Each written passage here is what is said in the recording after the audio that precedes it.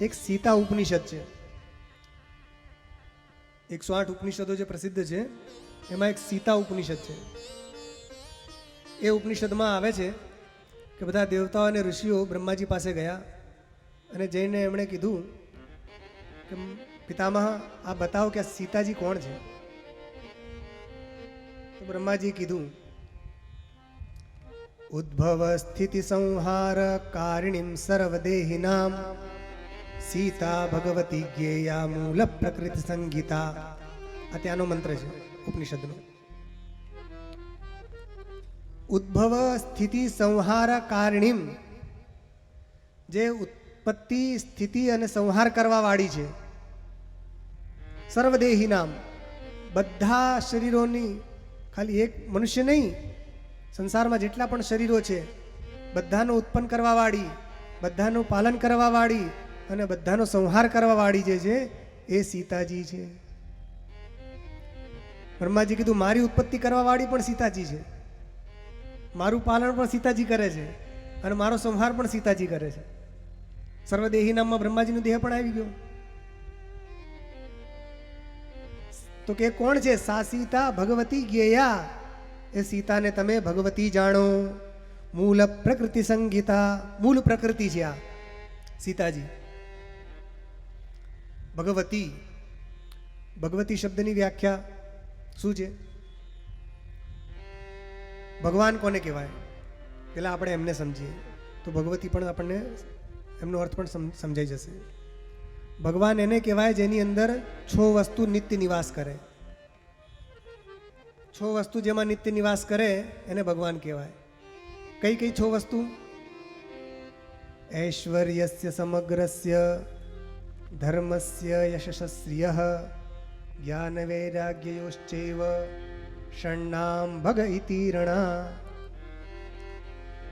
સમસ્ત ઐશ્વર્ય, સમસ્ત શ્રી, સમસ્ત યશ, સમસ્ત જ્ઞાન, સમસ્ત વૈરાગ્ય, સમસ્ત ધર્મ, આ 6 વસ્તુ જેની અંદર નિત્ય નિવાસ કરે એને ભગવાન કહેવાય. આ 6 વસ્તુને ભગ કહેવાય અને ભગથી જે યુક્ત હોય એને ભગવાન કહેવાય. જેમ કે ધન જેની પાસે હોય એને આપણે શું કહીશું? ધનવાન. વિદ્યા જેની પાસે હોય એને આપણે શું કહીશું? વિદ્યાવાન. બુદ્ધિ હોય તો હા બુદ્ધિમાન. એ વાન મતુક ને વતુ પ્રત્યે અલગ છે. તો વતુપ લાગે એટલે વાન આવે અને મતુપ લાગે એટલે માન આવે, તો બુદ્ધિમાન. તો જે ભગથી યુક્ત છે એને ભગવાન કહેવાય. આ 6 વસ્તુ જેમાં નિત્ય નિવાસ કરે એ ભગવાન હોય. તો આજકાલ કલિયુગમાં ઘણા બધા નકલી ભગવાન પણ નીકળે છે ને. અમે ભગવાન એવા ઘણા બધા ઉપલબ્ધ થયા. તો જોઈ લેવાનું કે જેમાં આ 6 વસ્તુ નિત્ય હોય તો તમે ભગવાન. અને ભગવાન શબ્દની એક વ્યુત્પત્તિ એ પણ આવે છે વિષ્ણુ પુરાણમાં કે જે બધા ભૂતોની ઉત્પત્તિ, આવાગમન બધાનું જેને જ્ઞાન છે, જે વિદ્યા અને અવિદ્યાને જાણે છે એને ભગવાન કહેવાય છે. વેત્તિ વિદ્યામ અવિદ્યાંચ સવાચ્યો ભગવાન ઇતિ. જે વિદ્યાને જાણે, અવિદ્યાને જાણે, બધા પ્રાણીઓને જાણે, કોના હૃદયમાં શું ચાલ્યું છે બધું જાણી જાય એ ભગવાન. તો આ પુલ્લિંગમાં એને ભગવાન કહેવાય. અને એ જ શબ્દ જ્યારે સ્ત્રીલિંગમાં આપણે પ્રયોગ કરીએ તો એ જ વાનના બદલે વતી લાગી જાય. તો ભગવાન હતા તો વાનના બદલે વતી કર દો તો શું થઈ જાય? ભગવતી. ભગવતી એટલે જગદંબા, ભગવતી થઈ ગઈ. તો બ્રહ્માજીએ કીધું કે સા સીતા ભગવતી જ્ઞેયા, એ આ સીતા ભગવતી છે. એનો મતલબ સીતાજીમાં પણ આ બધા ગુણો નિત્ય નિવાસ કરે છે. મૂળ પ્રકૃતિ સંગીતા, આ મૂળ પ્રકૃતિ છે.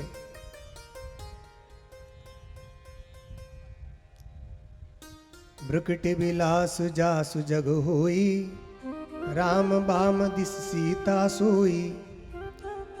જેના ભ્રુકટીના વિલાસથી આખો સંસારની રચના થઈ જાય છે. રામજીના રૂપ બાજુમાં એ સીતાજી છે. તો આ સીતાજી એ કોઈ સામાન્ય નારી નથી. જગ જનની જનક સુતા જગ જનની જાનકી. આખા જગતની ઉત્પત્તિ કરવાવાળી છે. સંસારમાં જેટલા પણ છે એ બધાની ઉત્પત્તિ કરવાવાળી સીતાજી છે. બધાનું પાલન કરવાવાળી સીતાજી છે અને બધાનો સંહાર કરવાવાળી પણ સીતાજી છે.